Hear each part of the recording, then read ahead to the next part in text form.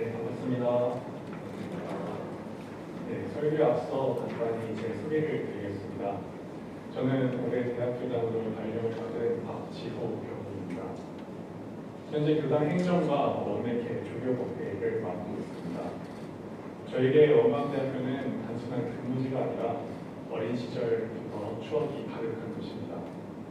지금으로부터 31년 전 어머니께서 학생회관에서 속옷 가게를 운영하셨는데 그 무렵 저는 어린이집 파워버스를 타고 원광대학교 정문에 내렸습니다. 그 정문길을 혼자 따라서 어머니 가게가 있는 학생회관으로 종전걸음으로 걸어왔고 가는 길에 나뭇잎이나 돌멩이를 주어 어머니께 선물을 드렸던 기억이 있습니다. 또 제 어릴 적 사진 대부분이 원광대학교를 배경으로 찍힌 사진이라 그래서일까요? 제가 이곳에 온 것은 단순한 우연이 아니겠구나라는 생각이 들었습니다. 깊은 인연 속에서 이 자리에 서서 설교를 할 수 있는 것에 대해서 감사한 마음을 전하며 설교를 시작하겠습니다. 오늘 법회는 제가 출마하게 된 동기와 서원과 법연이라는 주제로 말씀을 나누려고 합니다. 먼저 서원에 대해 말씀드리고자 합니다. 서원은 맹세할 서, 원할 원자로 마음속에 세운 뜻을 반드시 이루고자 하는 굳은 믿음을 말합니다. 단순한 결심이 아니라 바람이 아니라 삶의 방향으로 삼고 그 뜻을 이루기 위해 삶 전체를 걸고 실천하는 것이 바로 서원입니다. 서원은 인생의 나침반이며 힘든 환경 속에서도 중심을 잡아주는 굳건한 뿌리입니다. 사람마다 서원이 다 다를 수 있겠지만 크고 작음을 떠나 그 마음이 진실하다면 삶의 궤도를 바꾸고 주변 사람들에게 큰 영향을 준다고 생각합니다. 세상을 살아가는 사람이라면 누구나 원하는 바가 있기 마련이죠. 서원을 세운다면 과연 어떠한 원을 세워야 할까요? 대종사님께서는 작은 욕심을 돌려 큰 서원으로 키워 마음이 거기 전이라면 작은 욕심들은 자연 잠잘 것이요 그러하면 저절로 넉넉하고 한가한 생활을 하게 되리라고 말씀하셨습니다. 사람은 누구나 욕망을 가지고 살아갑니다. 그러나 욕망은 방향성을 잃으면 결국 허무로 끝나고 합니다. 반면 그것을 서원으로 바꾸어 나와 세상을 위한 의미 있는 목표로 삼는다면 삶은 분명한 방향을 가지게 된다고 생각합니다. 저 역시 서원과 욕심에 대한 대종사님의 말씀은 살아오면서 수없이 되새겼고 지금도 제 삶의 중심이 되고 있는 삶의 중심을 잡아주는 등불이 되고 있습니다. 저는 고등학교 때 원불교 교무가 되겠다는 서원을 세웠습니다. 당시 진로에 대한 고민이 깊을 때 사회 곳곳에서 보이는 모순과 불행한 구조를 마주하게 되었습니다. TV 뉴스와 사회 문제 속에서 명예와 부를 가진 이들이 겉으로는 성공한 듯처럼 보이지만 실제로 불행한 삶을 살고 있는 모습을 자주 접했습니다. 사회적으로 성공한 사람들조차도 내면의 고통에 시달리고 자기의 문제를 해결하지 못하고 인간관계 속에서 갈등에 무너지는 모습을 보면서 저는 의문을 가졌습니다. 명예롭고 부유한 삶이 왜 곧 행복한 삶이 되지 못할까? 이 질문은 단순한 호기심이 아니라 제가 제 삶을 어떻게 살아야 할지에 대한 본질적인 물음으로 이어졌습니다. 이 질문은 제 삶의 중요한 화두가 되었고 그 답을 찾기 위한 과정에서 자연스럽게 원불교의 마음 공부와 마주하게 되었습니다. 저희 할아버지께서는 정산종사님 당대에 출가하시고 산업부와 이리부화당에 근무하시며 가족들을 원불교로 인도해 주셨습니다. 그 덕분에 저도 어릴 적부터 교당을 다녔지만 그 질문 속에서 처음으로 이 길이 나의 길이 될 수 있겠다라는 확신이 들었습니다. 그리고 원불교학과에 입학하여 대종사님의 가르침을 공부하며 나와 같은 고민을 가진 사람들에게 방향을 제시해주고 싶다는 사람이 되고 싶다는 서원이 제 안에 자리 잡기 시작했습니다. 제 서원이 더욱 구체화된 시기는 교구를 되겠다고 지원서를 내고 20살에 프랑스 파리와 노르망디 훈련원에서 간사로 근무하던 시절이었습니다. 프랑스 노르망디에 13,000여 평의 원불교 훈련원이 있는데요. 그 한적한 훈련원에서 저는 아침마다 장작을 끄고 벽난로에 불을 지피며 살았습니다. 먹을 것도 풍족하지 않아서 농사를 짓고 자연이 주는 선물로 자족자족하며 2년을 지냈습니다. 생전 처음 해보는 일이기에 몸은 힘들었지만 오히려 마음은 참 평온하다는 것을 느꼈습니다. 물질의 풍요보다 마음의 고요와 마음으로부터 오는 자유가 삶에 더 큰 만족을 준다는 것을 몸으로 체험한 시간이었습니다. 그리고 유럽의 여러 나라들을 여행하며 넓은 시야를 얻게 되었고 이 대종사님의 가르침을 더 많은 이들과 나누고 싶다라는 더 깊은 서원이 제 안에 싹트기 시작했습니다. 저는 그 서원의 해답을 원불교 개교 표어에서 찾았습니다. 물질이 개벽되니 정신을 개벽하자라는 이 말씀은 제 인생의 방향을 결정지은 말씀이기도 합니다. 다들 아시다시피 물질 문명은 이미 충분히 발전했습니다. 하지만 그 물질을 사용하려는 사람의 정신이 준비되지 않았다면 그 문명은 결국 사람을 해치고 사람은 물질의 노예가 되어 끌려다니게 됩니다. 그러므로 우리가 지금 가장 필요한 것은 정신개벽이라고 생각하고 그것이 바로 마음 공부를 통해 이루어질 수 있다고 생각합니다. 마음 공부는 마음의 자유를 얻는 길이며 삶의 문제를 지혜롭게 풀어나가는 법을 익히는 과정입니다. 대종사님께서는 물질이 개벽되니 정신을 개벽하자는 개교표로 새 세상을 여셨습니다. 아무리 좋은 환경이라도 그 사용하는 마음이 바르지 못하면 그 환경이 죄악을 만들게 한다고 하시면서 오직 마음 사용하는 법의 조종이와에 따라 세상을 좋게도 하고 나쁘게도 한다고 말씀하셨죠.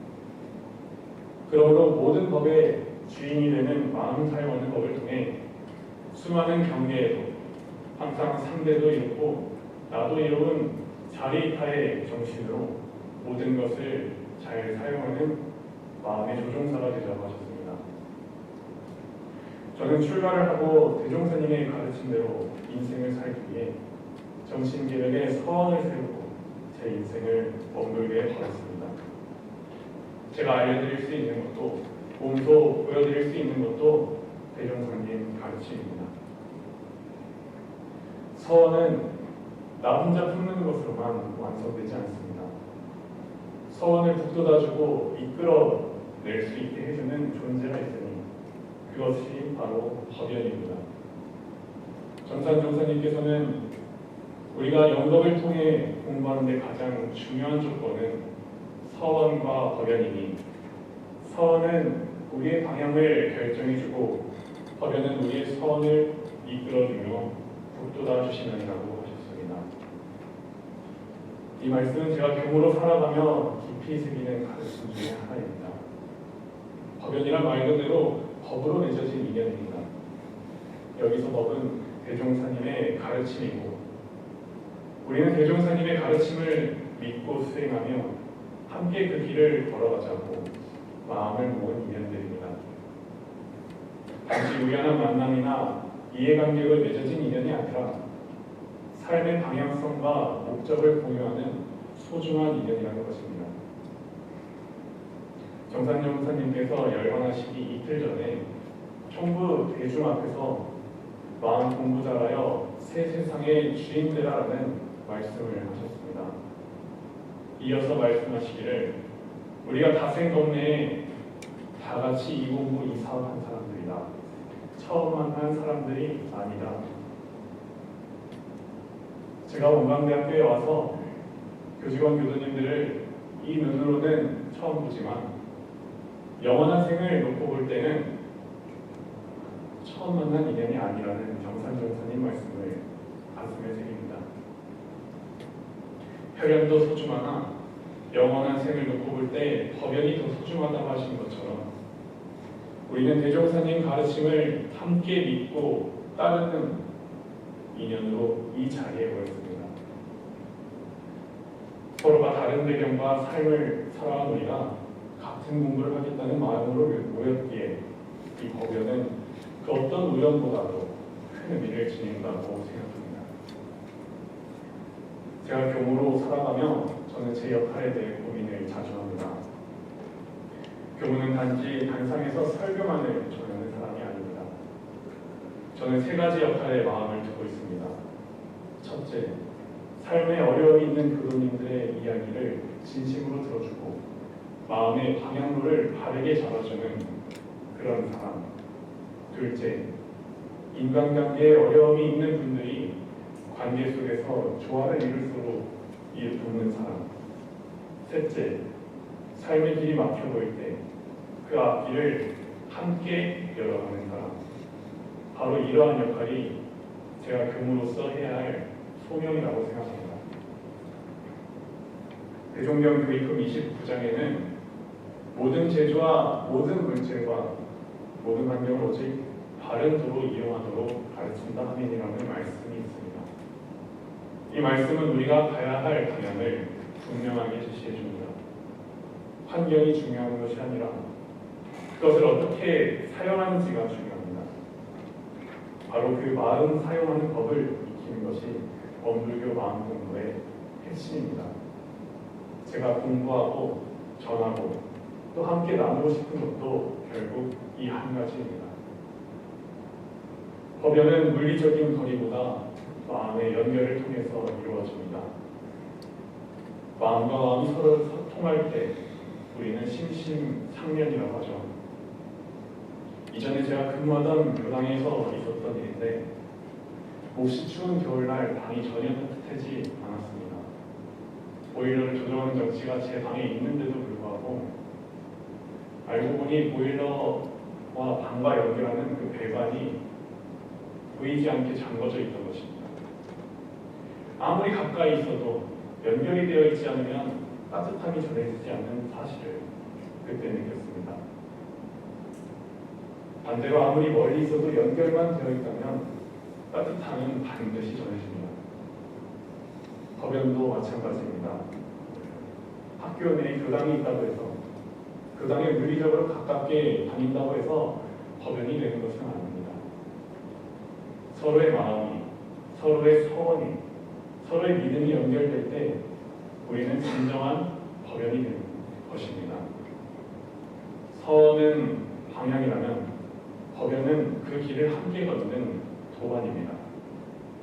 그 인연이 있을 때 우리는 삶의 험한 고비 속에서도 흔들리지 않고 다시 일어설 수 있습니다. 정현종 시인의 방문기에는 이런 구절이 있습니다.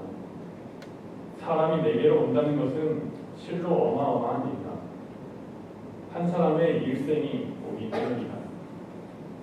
저는 이 구절을 생각할 때마다 교도님 한 분 한 분 존재가 얼마나 귀한지를 다시금 느낍니다.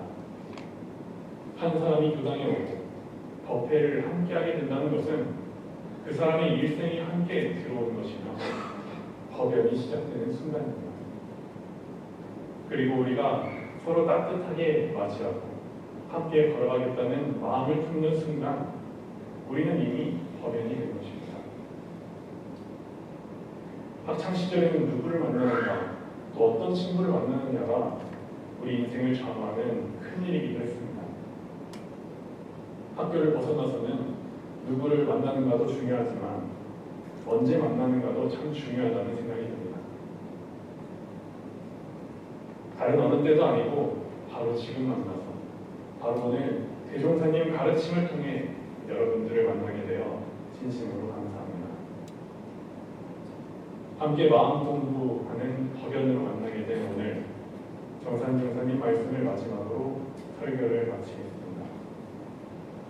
우리가 영법을 통하여 공부하는데 가장 중요한 조건은 서원과 법연이니 서원은 우리의 방향을 결정해주고 법연은 우리의 서원을 이끌어주며 북돋아 주시느니라. 경청해 주셔서 감사합니다.